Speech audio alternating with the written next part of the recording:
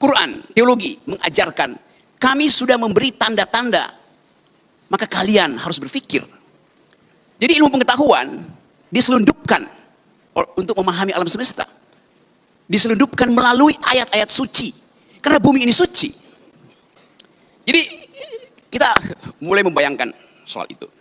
Dalam perspektif antropologi, kita anggap bahwa yang makhluk manusia ini sebetulnya hanya 0,00 sekian detik dari usia alam semesta itu.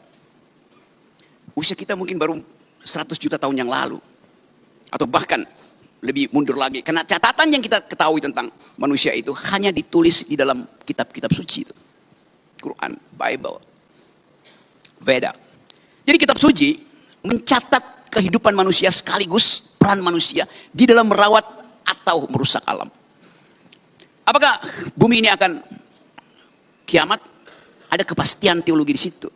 Ada yaumil akhir. Ada penghakiman bagi mereka bahkan yang lolos meniti Shiratul Mustaqim tetap akan diuji. Jadi kalau kita katakan bumi akan kiamat, dunia akan kiamat, dari segi teologi kita sedang menuju ke situ. Akan. Tapi dari segi ilmu pengetahuan, bumi ini memang pernah kiamat. Ketika supernova itu meledak, kira-kira 4-5 miliar tahun yang lalu, pecahannya jadi matahari, sebagian pecahannya jadi bumi. Jadi ilmu pengetahuan hanya mampu untuk menerangkan bahwa dunia sudah pernah kiamat, satu peristiwa kosmologi. Ketika sebuah bintang yang namanya supernova itu meledak, dan kita di bumi menerima ledakan itu sebagai rahmat. Karena dengan ledakan itu terbentuk alam semesta baru. Indonesia penggalan dari ledakan itu yang terjadi 4,5 miliar tahun yang lalu.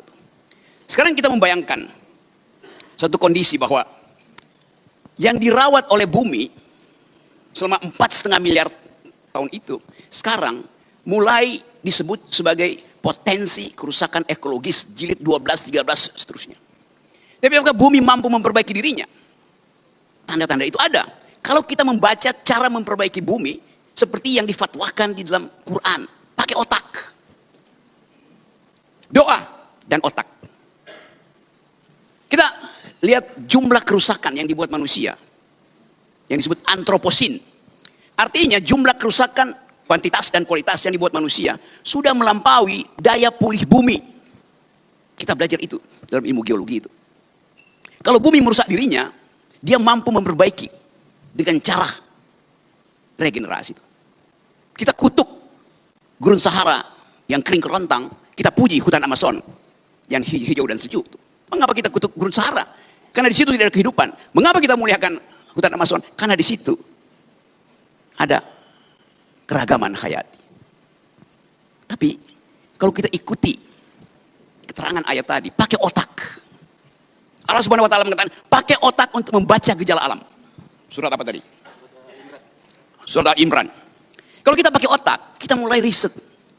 Ternyata hijaunya hutan Amazon bertahan jutaan tahun karena dipupuk oleh fosfat.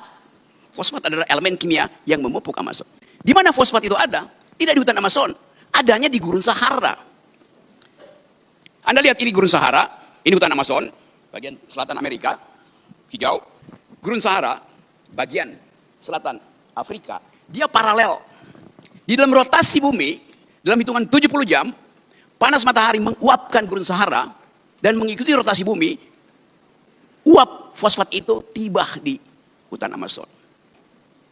Gurun Sahara adalah pabrik pupuk untuk hutan Amazon.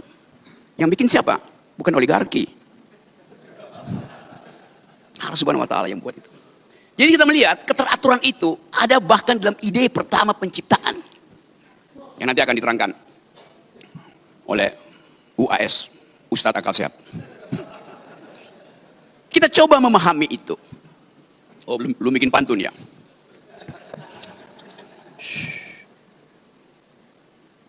Bumi adalah rahim bagi kehidupan. Karena itu kita dalam bahasa Yunani disebut ibu bumi, Mother Earth, Gaia. Jadi bumi, setiap kali kita bertemu dengan perempuan, kita mengingat ethics of care. Karena hanya perempuan yang menghasilkan apa namanya kira bahasa Indonesia itu, kepedulian itu.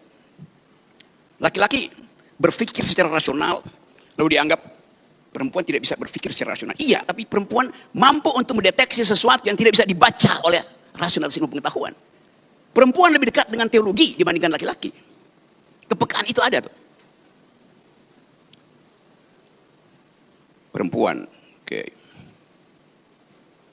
Ada gurindam berjumlah 12. Menjadi sumber tuah dan marwah Melayu. Ustadz Somad sungguh berkelas. Karena istrinya Putri Nan Ayu.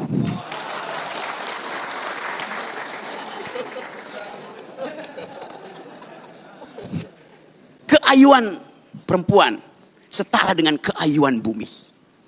Bumi itu indah, bumi itu ayu. Saya memulai dengan cara itu. Untuk mencoba memahami bahwa kita perlu ethics of care. Belajar pada kepedulian perempuan. Kita semua lahir dari rahim perempuan. Lahir dari rahim perempuan, rahim yang sudah membagi keadilan. Setiap kita pernah ada dalam kandungan bumi dan bumi sudah membagi keadilan. Setiap kita pernah ada dalam rahim perempuan dan rahim perempuan sudah membagi keadilan. Ketika kita di dalam kandungan ibu kita mensuplai gizi.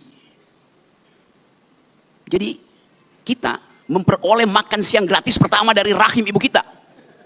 Dan sangat bergizi.